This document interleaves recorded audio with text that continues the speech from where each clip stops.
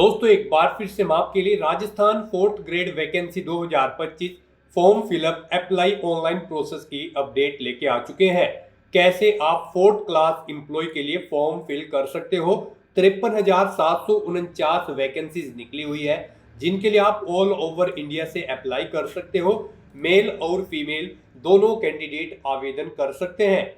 Online आवेदन करते समय आपको कोई भी ऐसी गलती या फिर मिस्टेक नहीं करनी होगी जिसके करने से आपके एप्लीकेशन फॉर्म रिजेक्ट हो सकते हैं। और ऑनलाइन आवेदन करते समय आपको कुछ महत्वपूर्ण बातों का भी ध्यान रखना होगा, तभी आपके फॉर्म सक्सेसफुली सबमिट किए जाएंगे। अप्लाई करते समय आपको रजिस्ट्रेशन कैसे करना होगा, कैसे आप अपने डॉक्यूमेंट्स, फोटोग्राफ, सिग्नेचर अपलोड करोगे, कैसे आप अपनी क्वालिफिकेशन डिटेल दोगे, कंप्लीट इंफॉर्मेशन आपको इस वीडियो में दी जाएगी। तो स्टेप बाय स्टेप आपको ये वीडियो शुरू से लेके एंड तक बिना स्किप किए हुए देखनी होगी। इस वीडियो को कंप्लीटली देखने पर ही आपके सभी सवाल और डाउट क्लियर होंगे। तो चलिए दोस्तों बिना कोई वक्त गंवाए शुरू करते हैं Rajasthan 4th grade vacancy 2025 form fill up की पूरी जानकारी। फॉर्म भरने से पहले आपको हमारी वेबसाइट IND सरकारी नौकरी के पेज पर विजिट करना होगा, जिसका लिंक आपको नीचे description plus first comment box में मिल जाएगा। और हमारे इस पेज पर विजिट करके आप यहां से राजस्थान 4th ग्रेड वैकेंसी का फॉर्म भर सकते हो। राजस्थान स्टाफ सिलेक्शन बोर्ड की ओर से 4th क्लास एम्प्लॉय चतुर्थ श्रेणी कर्मचारी के लिए 53,749 वैकेंसीज निकली हुई है, जिसके लिए अब आप यहां पर 19 अप्रैल 2025 तक फॉर्म फिल कर सकते हो। 19 अप्रैल 2025 लास्ट डेट है ऑनलाइन आवेदन करने की। 10वीं पास कैंडिडेट अप्लाई कर सकते हैं। 18 से 40 वर्ष आयु सीमा है।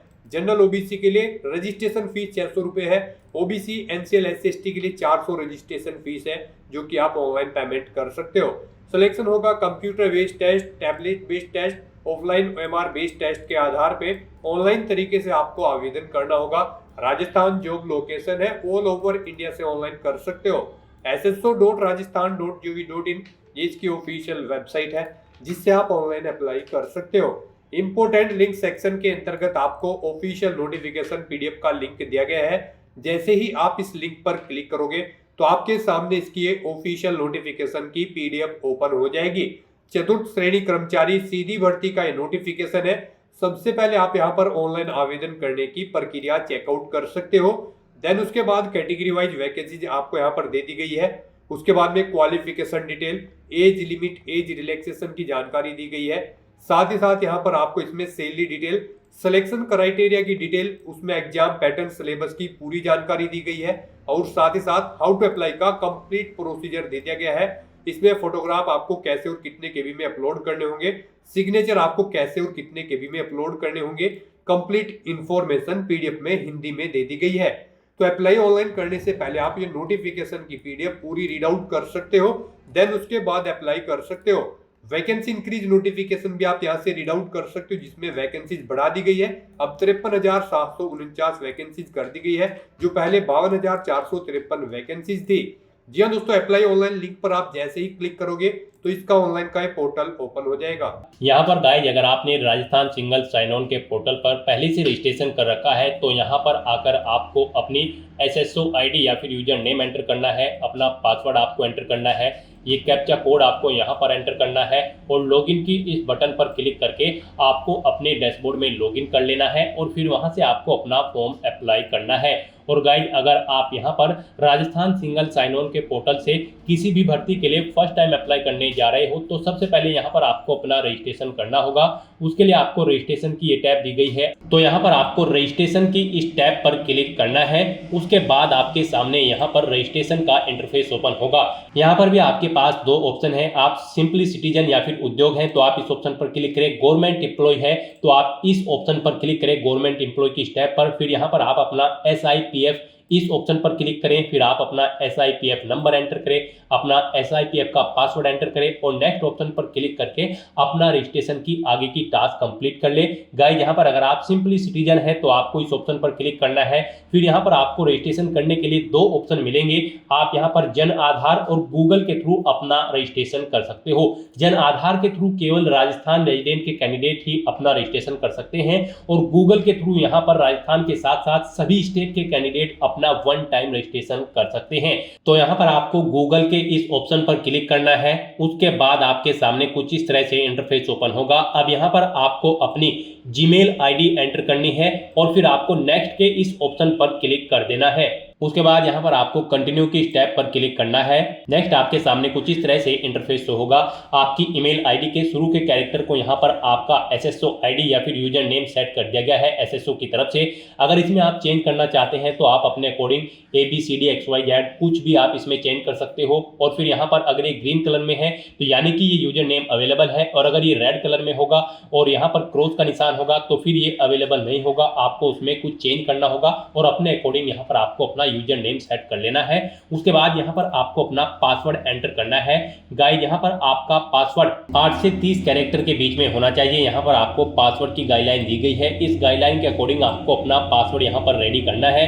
आपको कुछ इस फॉर्मेट में अपना पासवर्ड यहाँ पर रेडी करना है। मीन्स आपका पासवर्ड यहाँ पर अल्फा न्यूमेरिक फॉर्मेट में होना चाहिए। आपके पासवर्ड में कम से कम एक अपर केस कैरेक्टर, एक लोअर केस कैरेक्टर, एक इंटीजर नंबर और एक स्पेशल कैरेक्टर जैसे कि @ या फिर डॉलर होना चाहिए। तो इस फॉर्मेट में यहाँ पर आपको अपना पासवर्ड सेट करना है।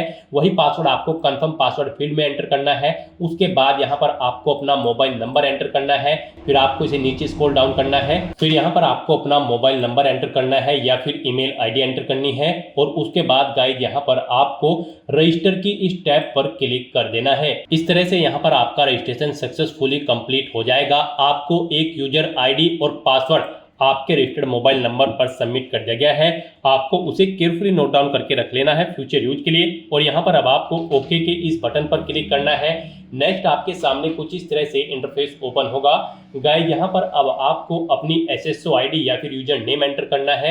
उसके बाद आपको अपना पासवर्ड एंटर करना है जो आपके मोबाइल नंबर पर आया है या फिर आपने जो क्रिएट किया है। उसके बाद आपको ये कैप्चा कोड यहाँ पर एंटर करना है और फिर आपको यहाँ पर लॉगिन की इस टैब पर क्लिक कर देना है। और गाइस यहाँ पर अगर आप अपनी एसएसओ आईडी भूल गए हैं या फिर पासवर्ड भूल गए हैं तो यहाँ पर आप I forget my digital identity SSO ID के सामने क्लिक हियर के इस लिंक पर क्लिक करें और फिर यहाँ पर आप अपनी बेसिक डिटेल्स प्रोवाइड कराते हुए अपनी एसएसओ आईडी गेट कर लें। पासवर्ड भूल चुके हैं तो उसके लिए भी आप क्लिक हियर के इस लिंक पर क्लिक करके अपना पासवर्ड गेट कर सकते हैं। अगर मल्टीपल एसएसओ आईडी है तो आप क्लिक हियर टू मर्ज इस ऑप्शन पर क्लिक करके अपनी एसएसओ आईडी यहाँ पर मर्ज कर सकते हैं। तो बस यहाँ पर अब आपको अपनी यूजर आईडी और पासवर्ड एंटर करके और ये कैप्चा कोड एंटर करके अपने डैशबोर्ड में लॉगिन करना है। नेक्स्ट आपके सामने कुछ इस तरह से इंटरफेस ओपन होगा। गाइस यहाँ पर अब आपको अपनी प्रोफाइल अपडेट करनी है। सबसे पहले यहाँ पर अगर आप अपना फोटो ऐड करना चाहते हैं तो आप इस फोटो पर क्लिक करें। फिर यहाँ पर आप इस फोटो पर क्लिक करें। उसके बाद यहाँ पर आप इस ऑप्शन पर क्लिक करें और अपना फोटो सेलेक्ट करके यहाँ पर आप उसे अपडेट कर सकते हैं। अपना प्रोफाइल फोटो यानी कि आप यहाँ पर सेट कर सकते हो। उसके बाद यहाँ पर आप अपना फर्स्ट नेम चेंज करना चाहते हैं तो इसे आप चेंज कर सकते हैं। लास्ट नेम चेंज करना चाहते हैं तो इसे आप चेंज कर सकते हैं। उसके बाद यहाँ पर आपका जो डिस्प्ले नेम, आपकी प्रोफाइल का जो डिस्प्ले नेम होगा वो यहाँ पर आप एंटर कर दें। इसे आप अपने अकॉर्डिंग यहाँ पर सेट कर सकते हैं। फिर यहाँ पर आपको अपनी डेट ऑफ बर्थ इस कैलेंडर में से सिलेक्ट कर लेनी है। उसके बाद यहाँ पर आपको अपना जेंडर सिलेक्ट करना है, आप मेल हो, फीमेल हो या फिर ट्रांसजेंडर या फिर अदर। उसके बाद यहाँ पर आपको अपना मोबाइल नंबर एंटर करना है। यहाँ पर आप इस ऑप्शन पर क्लिक करें, अपना मोबाइल नंबर एंटर करें और फिर आप सेंड ओटीपी ऑप्शन पर क्लिक करें। उसके बाद आपके रजिस्टर्ड मोबाइल नंबर पर एक ओटीपी जाएगा। वो ओटीपी आपको यहाँ पर वेरीफाई करना है। तो यहाँ पर आपको अपना ओटीपी एंटर करना है जो आपके मोबाइल नंबर पर आया है और उसके बाद आपको यहाँ पर वैलिडेट ओटीपी के इस ऑप्शन पर क्लिक करके अपना मोबाइल नंबर यहाँ पर वेरीफाई कर लेना है। फिर यहाँ पर अगर आपके पास कोई लैंडलाइन नंबर है तो आप एंटर कर सकते हैं, नहीं है तो आप इस कॉलम को खाली छोड़ दें। फिर यहाँ पर आपको अपना एड्रेस एंटर करना है। उसके बाद आपको अपना पोस्टल कोड देना है, अपनी सिटी या फिर डिस्ट्रिक्ट यहाँ पर आप एंटर करें। और गाइस यहाँ पर उसके बाद आप अपना स्टेट सिलेक्ट कर लें, जिस स्टेट से आप बिलोंग करते हैं। उसके बाद अगर आप राजस्थान स्टेट के कैंडिडेट हैं तो आप अपनी जन आधार आईडी या फिर इनरोलमेंट आईडी यहाँ पर एंटर करें। आप इस ऑप्शन पर क्लिक करें, अपनी जन आधार आईडी या फिर इनरोलमेंट आईडी यहाँ पर एंटर करें और फैच मेंबर्स ऑप्शन पर क्लिक करके अपनी डिटेल यहाँ पर फैच कर ले। फिर यहाँ पर अगर आप राजस्थान स्टेट के कैंडिडेट हैं तो यहाँ पर आपको अपना संस्था आधार नंबर एंटर करना है। आप इस ऑप्शन पर क्लिक करें, अपना संस्था आधार नंबर एंटर करें, सेंड ओटीपी ऑप्शन पर क्लिक करें। आपके मोबाइल नंबर पर एक ओटीपी आएगा जो आपके संस्था आधार नंबर से लिंक है। वो ओटीपी आप यहाँ पर एंटर करके उसे वेरीफाई कर ले और उस उसके बाद गाइस यहाँ पर आप अपडेट के इस बटन पर क्लिक करके अपने प्रोफाइल की सभी डिटेल्स यहाँ पर अपडेट कर दें। इस तरह से यहाँ पर आपकी एसएसओ की जो प्रोफाइल है वो सक्सेसफुली अपडेट हो चुकी है। अब यहाँ पर आप ओके के बटन पर क्लिक करें। नेक्स्ट आपके सामने यहाँ पर कुछ इस तरह से इंटरफेस ओपन होगा। अब यहाँ पर आपको रिक्रूटमेंट पोर्टल सर्च करना है। आप कंट्रोल F यहाँ पर प्रेस करें, REC एंटर करें। उसके बाद यहाँ पर आपको रिक्रूटमेंट पोर्टल का ये ऑप्शन मिलेगा, आप इस लिंक पर क्लिक कर दें। नेक्स्ट आपके सामने कुछ इस तरह से इंटरफेस ओपन होगा। अब यहाँ पर आने के बाद आपको वन टाइम रजिस्ट्रेशन के इस लिंक पर क्लिक करना है। उसके बाद आपके सामने यहाँ पर कुछ इस तरह से इंटरफेस ओपन होगा। अब यहाँ पर आपको अपने वन टाइम रजिस्ट्रेशन की डिटेल प्रोवाइड करानी है। अब यहाँ पर आपसे सबसे पहले पूछा गया है कि क्या आप राजस्थान स्टेट के निवासी हैं, अगर हैं तो यस करें और फिर यहाँ पर आप अपनी जन आधार या फिर एक्नॉलेजमेंट आईडी एंटर करके फैच मेंबर ऑप्शन पर क्लिक करें और अपनी डिटेल यहाँ पर फैच कर लें। और अगर आप राजस्थान के निवासी नहीं हैं तो यहाँ पर आपको नो ऑप्शन सेलेक्ट करना है। उसके बाद यहाँ पर आपको अपना आधार नंबर एंटर करना है और फिर यहाँ पर आपको एग्री की स्टेप पर क्लिक कर देना है। उसके बाद यहाँ पर आपके सामने कुछ इस तरह से पॉपअप शो होगा। यहाँ पर आपसे पूछा गया है कि क्या आप राज्य भर्ती पोर्टल को एक बार पंजीकरण यानी कि OTR के लिए मेरे आधार विवरण, नाम, पिता का नाम, लिंग और जन्म दिनांक का उपयोग करने की अनुमति प्रदान करते हो या फिर करती हो। तो आपको इस चेकबॉक्स को ओके करना है और फिर आपको सेंड OTP के इस ऑप्शन पर क्लिक कर देना है। फिर आपके सामने कुछ इस तरह से इंटरफेस ओपन होगा। अब यहाँ पर आपको अपना आधार वेरीफाई करना है। उसके लिए आपको यहाँ पर इस चेकबॉक्स को ओके करना है और फिर आपको OTP भेजें इस ऑप्शन पर क्लिक कर देना है। उसके बाद यहाँ पर आपके रजिस्टर्ड मोबाइल नंबर पर एक OTP आएगा। उस मोबाइल नंबर पर जिससे आपका आधार लिंक है वो OTP आप यहाँ पर एंटर करें और फिर आप प्रमाणीकरण करें इस ऑप्शन पर आप क्लिक कर दें। इस तरह से यहाँ पर आपका आधार वेरीफाई हो जाएगा और आपकी जो डिटेल्स है वो यहाँ पर आपके आधार से फैच करके फिल कर दी गई है, जैसे कि आपका नाम, आपका जेंडर, आपके फादर का नाम, आपकी डेट ऑफ बर्थ। अब यहाँ पर आपको अपना मोबाइल नंबर एंटर करना है और फिर यहाँ पर आपको gate email from SSO profile इस ऑप्शन पर क्लिक करके अपनी ईमेल आईडी को यहाँ पर फैच कर लेना है। जो आपने रजिस्ट्रेशन टाइम पर अपनी ईमेल आईडी एंटर की थी वो यहाँ पर फैच होके आ जाएगी। फिर यहाँ पर आपको वेरीफाई OTR आपको इस ऑप्शन पर क्लिक कर देना है। फिर यहाँ पर आपको आपकी डिटेल शो कर दी जाएगी। आपकी डिटेल अगर ओके है तो यहाँ पर अब आप फाइनल सबमिट के इस ऑप्शन पर क्लिक कर दें। उसके बाद आपके रजिस्टर्ड मोबाइल नंबर पर एक OTP आएगा। वो OTP आपको यहाँ पर एंटर करना है और उसके बाद आपको यहाँ पर वेरीफाई OTP के इस ऑप्शन पर क्लिक कर देना है। इस तरह से यहाँ पर आपके वन टाइम रजिस्ट्रेशन की डिटेल सक्सेसफुली सेव हो जाएगी। आपको एक रजिस्ट्रेशन नंबर यहाँ पर प्रोवाइड कर दिया गया है, वन टाइम रजिस्ट्रेशन नंबर। आपको इसे केयरफुली नोट डाउन करके रख लेना है फ्यूचर यूज के लिए। और यहाँ पर अब आपको ओके के इस बटन पर क्लिक करना है। फिर आपको आपके OTR के इसी इंटरफेस पर आपको रिडायरेक्ट कर दिया जाएगा। यहाँ पर आपकी OTR की सभी डिटेल्स वेरीफाई हो चुकी है। आपको एक रजिस्ट्रेशन नंबर जो वहां पर दिया गया था वो रजिस्ट्रेशन नंबर यहाँ पर भी शो कर दिया गया है। आपको इसे केयरफुली नोट डाउन करके रख लेना है फ्यूचर यूज के लिए। अब गाइस यहाँ पर आपको अपना फीस पेमेंट करना है। नेक्स्ट स्टेप आपका फीस पेमेंट का होगा। उसके लिए आपको यहाँ पर पे फीस की स्टेप पर क्लिक करना है। उसके बाद आपके सामने यहाँ पर कुछ इस तरह से पॉपअप शो होगा। अब यहाँ पर आपसे पूछा गया कि क्या आप राजस्थान स्टेट के कैंडिडेट हैं, अगर हैं तो यस करें और फिर यहाँ पर आप अपनी कैटेगरी सिलेक्ट करें। आप रिजर्व कैटेगरी के अंतर्गत आते हो या फिर अनरिजर्व के, आप अपने अकॉर्डिंग ऑप्शन सेलेक्ट करें। और अगर आप राजस्थान स्टेट के कैंडिडेट नहीं हैं तो यहाँ पर आप नो ऑप्शन सेलेक्ट करें। फिर यहाँ पर केवल अनरिजर्व कैटेगरी कैंडिडेट ही अप्लाई कर सकते हैं अगर आप राजस्थान स्टेट से बाहर के कैंडिडेट हैं। उसके बाद यहाँ पर आपसे पूछा गया कि क्या आप स्पेशली एबल्ड कैंडिडेट हैं, अगर हैं तो आप यहाँ पर यस ऑप्शन सेलेक्ट करें। उसके बाद यहाँ पर आपको 400 रुपये फीस के रूप में जमा कराने होंगे। और अगर आप स्पेशली एबल्ड कैंडिडेट नहीं हैं तो यहाँ पर आपको नो ऑप्शन सेलेक्ट करना है। फिर यहाँ पर आपको 600 रुपये एप्लीकेशन फीस के रूप में जमा कराने होंगे। तो इस तरह से आपको आपकी कैटेगरी के अकॉर्डिंग यहाँ पर फीस का अमाउंट शो कर दिया जाएगा। गाइस हम यहाँ पर आपको एक बार फिर से बता दें, अगर आप यहाँ पर वन टाइम रजिस्ट्रेशन करने जा रहे हो, अगर आप अनरिजर्व कैटेगरी से बिलोंग करते हो तो फिर आपको 600 रुपये फीस जमा करानी है। रिजर्व कैटेगरी के अंतर्गत आते हो तो फिर आपको 400 रुपये फीस के रूप में जमा कराने होंगे। ये अमाउंट आपको सिर्फ एक बार जमा कराना है। उसके बाद SSO के पोर्टल से जितनी भी भर्तियां निकलेगी, जितनी भी भर्तियों के लिए आप अप्लाई करोगे, फिर आपको कोई शुल्क जमा नहीं कराना है। ये वन टाइम फीस है। आप एक बार फीस जमा करा के फिर यहाँ पर SSO की इस वेबसाइट के थ्रू मल्टीपल जॉब्स के लिए आप अप्लाई कर सकते हो। तो यहाँ पर अब आपको आपकी कैटेगरी के अकॉर्डिंग अमाउंट शो कर दिया जाएगा। उसके बाद यहाँ पर आपको पे फीस के इस ऑप्शन पर क्लिक करना है। फिर आपको ओके करना है। उसके बाद यहाँ पर आपको फीस पेमेंट के इंटरफेस पर डायरेक्ट कर दिया जाएगा। यहाँ पर आपके पास 3 चॉइस है, आप 3 तरह से अपना फीस पेमेंट कर सकते हो, नेट बैंकिंग के थ्रू, एग्रीगेटर के थ्रू या फिर QR कोड पेमेंट के थ्रू। यहाँ पर सबसे बेस्ट ऑप्शन आपके लिए QR कोड पेमेंट रहेगा। आप यहाँ पर इस ऑप्शन को सिलेक्ट करें, फिर यहाँ पर आप फोन पे ऑप्शन सेलेक्ट करें और पे नाउ के इस ऑप्शन पर क्लिक कर दें। उसके बाद गाइस यहाँ पर आपको फीस पेमेंट के इंटरफेस पर डायरेक्ट किया जाएगा।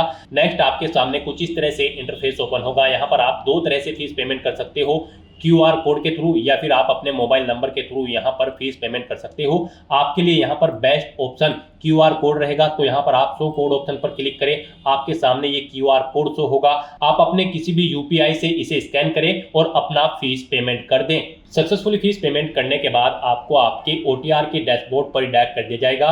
यहाँ पर आपका फीस पेमेंट सक्सेसफुली कंप्लीट हो चुका है। अब आप व्यू रिसिप्ट के इस ऑप्शन पर क्लिक करके अपनी एप्लीकेशन फीस की एक रिसिप्ट का यहाँ पर प्रिंट आउट ले सकते हैं फ्यूचर यूज के लिए। और यहाँ पर अपनी ये फीस पेमेंट करने के बाद अब आपको नेक्स्ट ऑप्शन कंप्लीट करना है, वो आता है यहाँ पर आपका OTR eKYC।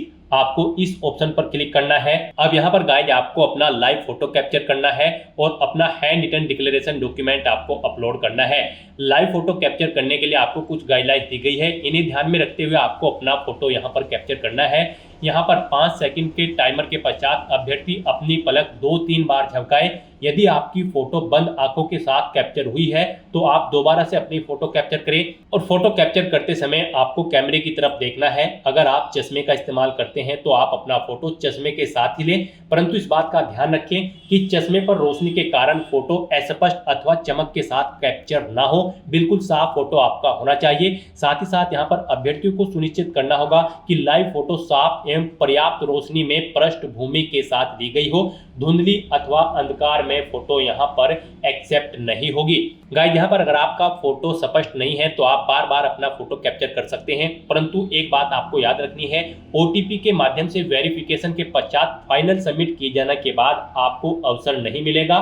उससे पहले ही आपको अपना फोटो यहाँ पर कैप्चर कर लेना है, फिर आप चेंज नहीं कर पाओगे।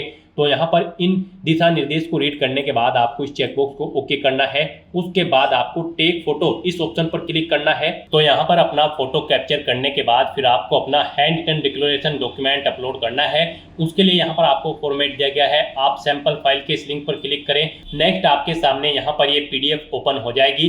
गाइस यहाँ पर आपको इस PDF का एक हार्ड कॉपी प्रिंट आउट ले लेना है और उसके बाद आपको उस हार्ड कॉपी प्रिंट आउट पर अपना नाम मेंशन करना है, अपने फादर का नाम मेंशन करना है, अपनी डेट ऑफ बर्थ देनी है, यहाँ पर आपको अपने हस्ताक्षर करने हैं और उसके बाद आपको ये कंप्लीट डाटा फिर यहाँ पर मेंशन कर देना है अपने हाथ से ब्लू इंक पेन से। और उसके बाद यहाँ पर आपको अपने सिग्नेचर कर देने हैं। फिर ऐसे ही आपको यहाँ पर इंग्लिश में भी अपनी राइटिंग देनी है। उसके लिए यहाँ पर आपको इंग्लिश का परफॉर्मा दिया गया है। यहाँ पर भी आने के बाद आपको फिर अपना नाम एंटर करना है इंग्लिश में, अपने फादर का नाम एंटर करना है इंग्लिश में, अपनी डेट ऑफ बर्थ देनी है और फिर यहाँ पर आपको अपने सिग्नेचर करने हैं। और उसके बाद आपको ये कंप्लीट डाटा फिर अपने हैंड से ब्लू इंक पेन से आपको फिर दोबारा से इंग्लिश में यहाँ पर राइट कर देना है। उसके बाद गाइस यहाँ पर आपको अपनी SSO ID एंटर करनी है, अपना OTR वन टाइम रजिस्ट्रेशन का जो नंबर आपको मिला है वो रजिस्ट्रेशन नंबर यहाँ पर आपको एंटर करना है, अपना परमानेंट एड्रेस आपको यहाँ पर मेंशन कर देना है और यहाँ पर आपको अपने सिग्नेचर कर देने हैं।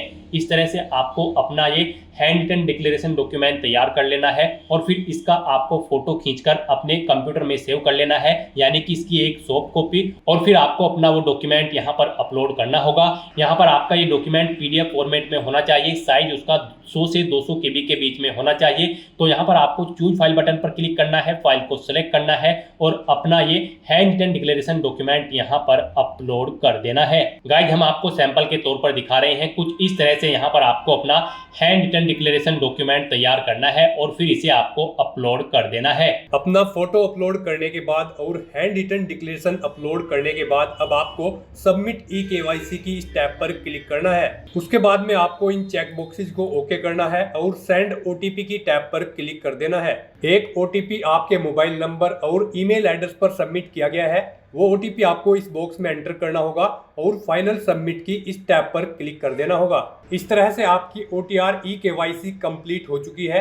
तो यहाँ पर अब आपके तीनों स्टेप कंप्लीट हो चुके हैं, आपकी प्रोफाइल यहाँ पर अपडेट हो चुकी है, फीस पेमेंट आप कर चुके हो, अपनी eKYC आप कंप्लीट कर चुके हो। अब यहाँ पर आकर आपको होम के इस लिंक पर क्लिक कर देना है। उसके बाद यहाँ पर आपको आपके डैशबोर्ड में डायरेक्ट कर दिया जाएगा। यहाँ पर आने के बाद आपको ऑनगोइंग रिक्रूटमेंट सेक्शन में आना है और यहाँ पर आपको class 4 employee direct recruitment 2024 RSSB के सामने अप्लाई नाउ के इस लिंक पर क्लिक कर देना है।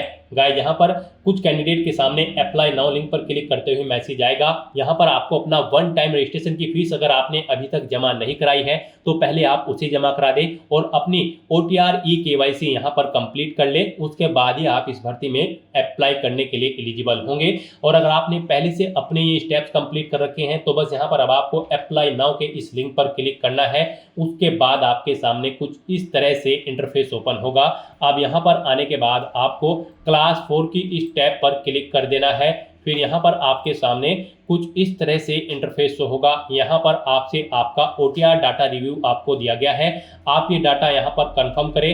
अगर अपडेट करना चाहते हैं तो आप अपडेट के बटन पर क्लिक करके अपडेट कर सकते हैं। सभी चीज़ें ओके हैं तो यहाँ पर अब आप प्रोसीड की इस टैब पर क्लिक करें और उसके बाद यहाँ पर आपके सामने कुछ इस तरह से इंटरफेस ओपन हो जाएगा। यहाँ पर आपका एप्लीकेशन फॉर्म स्टार्ट हो चुका है। कुछ चीज़ें यहाँ पर आपको ऑटोमेटिकली फिल मिल गई है जो आपके रजिस्ट्रेशन टाइम पे आपने प्रोवाइड कराई थी, वो यहाँ पर आपको कुछ चीज़ें ऑटोमेटिकली फिल मिल गई है। अब यहाँ पर आने के बाद बस आपको अपनी माता का नाम यहाँ पर एंटर करना है। फिर यहाँ पर आपको अपनी श्रेणी सेलेक्ट कर लेनी है, आप किस श्रेणी से बिलोंग करते हैं। राजस्थान स्टेट से अलग कैंडिडेट अगर अप्लाई करते हैं तो केवल जनरल कैटेगरी कैंडिडेट अप्लाई कर सकते हैं। फिर यहाँ पर अगर आप विशेष दिव्यांगजन श्रेणी के अंतर्गत आते हैं तो यहाँ पर आप ऑप्शन सिलेक्ट करें किस दिव्यांगजन श्रेणी के अंतर्गत आप आते हैं।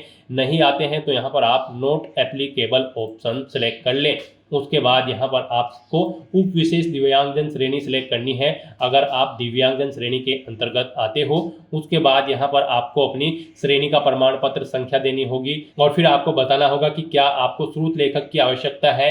अगर है तो यहाँ पर आप स्वयं उसकी प्रबंध करेंगे या फिर विभाग को उसका प्रबंध करना है, यहाँ पर आपको ऑप्शन मिल जाएगा।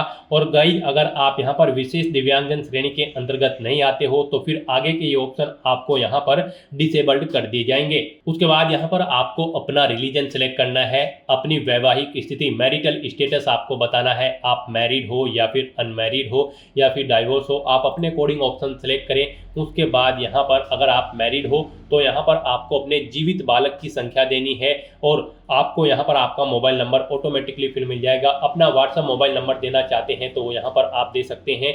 आपके पास जन आधार ID है तो वो आप यहाँ पर एंटर कर सकते हैं, नहीं है तो इस कॉलम को आप खाली छोड़ दें। गाइस यहाँ पर जिन कॉलम के सामने रेड कलर का स्टार बना हुआ है उनमें आपको डिटेल्स देनी मस्ट है और जिनमें नहीं बना हुआ है वो ऑप्शनल है, आप उनकी डिटेल चाहे तो दें चाहे या फिर न दें। उसके बाद यहाँ पर आपसे पूछा गया है क्या आप राजस्थान के अनुसूचित क्षेत्र से संबंधित हैं। अगर हैं तो आप यस करेंगे, नहीं तो आप नो ऑप्शन यहाँ पर सिलेक्ट करेंगे। अगर आप राजस्थान स्टेट से बाहर के कैंडिडेट हैं उसके बाद यहाँ पर आपको अपना कोरोस्पोंडेंस एड्रेस एंटर करना है। कोरोस्पोंडेंस एड्रेस में आपको अपना स्टेट चुनना है, अपना डिस्ट्रिक्ट चुनना है, शहर या फिर गाँव का नाम देना है, अपना पिन कोड देना है, अपना फ़ोन नंबर देना है, ये ऑप्शनल है। इस तरह से अपनी डिटेल्स फिल करने के बाद अब गाइस यहाँ पर आपको नेक्स्ट के इस ऑप्शन पर क्लिक कर देना है। फिर आपसे पूछा गया है जो मोबाइल नंबर और ईमेल आईडी आपने दी है क्या वो करेक्ट है। अगर करेक्ट है तो यहाँ पर आप यस के इस ऑप्शन पर क्लिक करें। बेसिक डिटेल्स प्रोवाइड कराने के बाद अब आपको अपनी पर्सनल डिटेल्स यहाँ पर देनी है। सबसे पहले यहाँ पर आपको अपनी नेशनलिटी सिलेक्ट कर लेनी है। फिर यहाँ पर आपको अपना स्टेट सेलेक्ट कर लेना है। उसके बाद यहाँ पर आपको अपना डिस्ट्रिक्ट सेलेक्ट कर लेना है। फिर आपसे पूछा गया है कि क्या आप इंडिया में कहीं बाहर से सेटल्ड हुए हैं। अगर हुए हैं तो आप यहाँ पर यस करें और फिर किस देश से आप सेटल्ड हुए हैं उस देश का नाम आप यहाँ पर सिलेक्ट करें और अगर आप इंडिया से ही हैं तो यहाँ पर आपको नो ऑप्शन सेलेक्ट करना है। उसके बाद आपसे पूछा गया है कि क्या आप भूतपूर्व सैनिक हैं। अगर हैं तो आप यहाँ पर यस ऑप्शन सेलेक्ट करें और फिर अपना सर्विस का स्टेटस बताएं, आप रिटायर्ड है या फिर सर्विस पर हैं। अगर सर्विस पर है तो फिर यहाँ पर आपको अपना NOC लेटर नंबर देना है, डेट ऑफ NOC यहाँ पर आपको सिलेक्ट करनी है और अगर आप रिटायर्ड हो चुके हैं तो रिटायर्ड ऑप्शन सेलेक्ट करें। फिर आपको अपना PPO नंबर देना है, डेट ऑफ रिटायरमेंट यहाँ पर आपको सिलेक्ट करनी है और अगर आप भूतपूर्व सैनिक नहीं है तो यहाँ पर आपको नो ऑप्शन सेलेक्ट करना है। आगे की डिटेल आपको डिसेबल्ड कर दी जाएगी। उसके बाद आपसे पूछा गया कि क्या आप स्पोर्ट पर्सन हैं। अगर हैं तो यहाँ पर आप येस ऑप्शन सेलेक्ट करें। स्पोर्ट पर्सन किस टाइप से हैं आप, नेशनल या फिर इंटरनेशनल लेवल के, आप अपने अकॉर्डिंग ऑप्शन सेलेक्ट करें। और अगर आप नहीं हैं स्पोर्ट पर्सन तो आपको नो ऑप्शन सेलेक्ट करना है। फिर यहाँ पर आपसे पूछा गया कि क्या आप मौजूदा सरकारी विभाग या फिर सार्वजनिक उपक्रम कर्मचारी हैं, अगर हैं तो आप यहाँ पर यस करें और फिर यहाँ पर डिपार्टमेंट का नाम एंटर करें, नहीं है तो आप नो ऑप्शन सेलेक्ट कर लें। उसके बाद आपसे पूछा गया कि क्या आप एज में एडिशनल इलेक्शन चाहते हैं।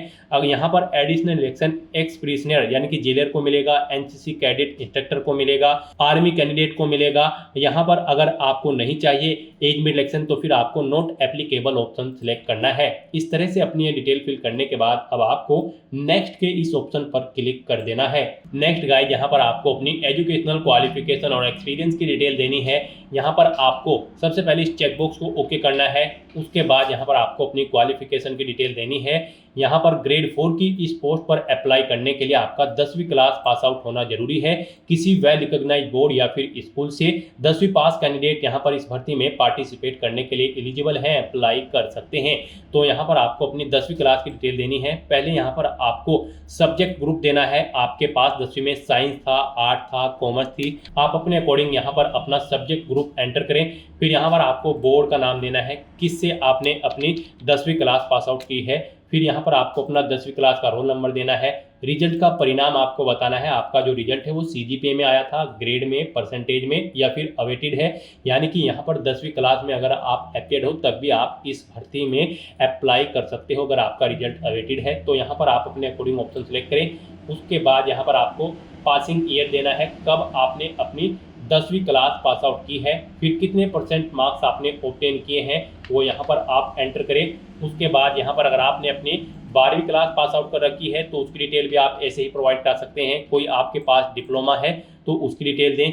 ग्रेजुएशन या फिर पोस्ट ग्रेजुएशन या फिर कोई और क्वालिफिकेशन आपके पास है तो उसकी डिटेल भी आप सेम ऐसे ही यहाँ पर प्रोवाइड करा सकते हो। तो इस तरह से यहाँ पर आपको अपनी एजुकेशनल क्वालिफिकेशन की डिटेल फिल कर देनी है और उसके बाद आपको नेक्स्ट के इस ऑप्शन पर क्लिक कर देना है। नेक्स्ट यहाँ पर आपको अपना फोटो और सिग्नेचर अपलोड करने हैं। यहाँ पर आपके फोटो का साइज 50 KB से 100 KB के बीच में होना चाहिए। सिग्नेचर का भी 20 KB से 50 KB के बीच में होना चाहिए। और यहाँ पर आपकी ये सिग्नेचर और फोटो JPG या फिर JPEG फॉर्मेट में होने चाहिए। तो यहाँ पर अब आपको अपना फोटो और सिग्नेचर अपलोड करने हैं। यहाँ पर आकर आपको चूज फाइल बटन पर क्लिक करना है, फाइल को सिलेक्ट करना है और 1 बाय 1 करके आपको अपना फोटो और सिग्नेचर यहाँ पर अपलोड कर देने हैं। उसके बाद यहाँ पर अगर आपकी बॉडी पर कहीं कोई कट या तिल का निशान है तो उस पैलेस का नाम आप यहाँ पर एंटर करें, नहीं है तो यहाँ पर आप नो मार्क एंटर कर दें। इस तरह से अपना फोटो और सिग्नेचर यहाँ पर अपलोड करने के बाद बस अब आपको नेक्स्ट के इस ऑप्शन पर क्लिक कर देना है। नेक्स्ट यहाँ पर आपको अपनी पोस्ट के डिपार्टमेंट सिलेक्ट करने हैं। यहाँ पर आप किस डिपार्टमेंट को फर्स्ट नंबर पर प्रेफरेंस देना चाहते हैं। यहाँ पर आपके पास 3 चॉइसेस हैं। आप जिसे फर्स्ट नंबर पर प्रेफरेंस देना चाहते हैं उस डिपार्टमेंट को यहाँ पर आप फर्स्ट नंबर पर सिलेक्ट करें। जिसे आप सेकंड नंबर पर प्रेफरेंस देना चाहते हैं उसे सेकंड नंबर पर सिलेक्ट करें। जिसे थर्ड नंबर पर प्रेफरेंस देना चाहते हैं उसे आप थर्ड नंबर पर यहाँ पर सिलेक्ट कर लें। इस तरह से यहाँ पर आपके पोस्ट डिपार्टमेंट की प्रेफरेंस आपको सेट कर देनी है और उसके बाद गाइस यहाँ पर आपको नेक्स्ट के इस ऑप्शन पर क्लिक करना है। नेक्स्ट आपको आपके एप्लीकेशन फॉर्म का पूरा प्रीव्यू यहाँ पर शो कर दिया गया है। आप सभी डिटेल्स केयरफुली चेकआउट करें। कहीं पर कोई मिस्टेक है तो आप अपडेट बटन पर क्लिक करके अपडेट कर लें और अगर कोई मिस्टेक नहीं है तो यहाँ पर आप इस चेकबॉक्स को ओके करें और फिर गाइस यहाँ पर आप फाइनल सबमिट के इस ऑप्शन पर क्लिक कर दें। उसके बाद आपके सामने ये पॉपअप शो होगा। यहाँ पर आकर आपको इस चेकबॉक्स को ओके करना है। फिर आपको सेंड OTP के ऑप्शन पर क्लिक कर देना है। उसके बाद आपके रजिस्टर्ड मोबाइल नंबर और ईमेल आईडी पर एक OTP सबमिट किया गया है। वो OTP आपको यहाँ पर एंटर करना है और उसके बाद यहाँ पर आपको वेरीफाई OTP के ऑप्शन पर क्लिक कर देना है। इस तरह से यहाँ पर आपका एप्लीकेशन फॉर्म सक्सेसफुली सबमिट हो चुका है। अब यहाँ पर प्रिंट के इस ऑप्शन पर क्लिक करके आप अपने एप्लीकेशन फॉर्म का एक हार्ड कॉपी प्रिंट आउट ले सकते हो। फ्यूचर यूज के लिए, फ्यूचर रेफरेंस के लिए आप माई रिक्रूटमेंट के सेक्शन में जाकर चेकआउट कर सकते हो। यहाँ पर आपका एप्लीकेशन फॉर्म का स्टेटस आपको शो कर दिया जाएगा। आपका एप्लीकेशन फॉर्म सक्सेसफुली सबमिट हो चुका है। यहाँ से भी आप व्यू एप्लीकेशन ऑप्शन पर क्लिक करके अपने एप्लीकेशन फॉर्म को चेकआउट कर सकते हो। तो दोस्तों ऐसे आप राजस्थान स्टाफ सिलेक्शन बोर्ड 53,749 चतुर्थ श्रेणी कर्मचारी के खाली पदों के लिए अपना फॉर्म अप्लाई कर सकते हो बिना कोई मिस्टेक किए हुए। आज की इस वीडियो में बस इतना ही। आई होप ये वीडियो आपको पसंद आई होगी। अगर पसंद आई हो तो इसे लाइक और शेयर करें। चैनल पर नए हो तो इसे सब्सक्राइब कर लें। Thanks for watching.